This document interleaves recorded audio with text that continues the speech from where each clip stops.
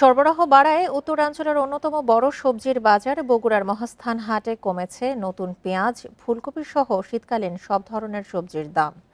বিক্রেতারা বলছেন, গতকাল যে দামে সবজি ও মশলা বেচা কেনা হয়েছে, পাইকারি বাজারে একদিনের ব্যবধানে সেসব সবজি ও মশলার দাম অর্ধেকে নেমে এসেছে।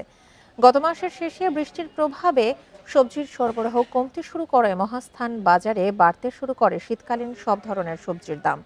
গত সপ্তাহ থেকে সরবরাহ বাড়ায় রোববার সকাল থেকে মহাস্থান হাটে কমেছে দাম। পাইকারি ও খুচরা বিক্রেতারা বলছেন, প্রাকৃতিক দুর্যোগ না হলে সবজির দাম এখন ক্রেতাদের নাগালেই থাকবে।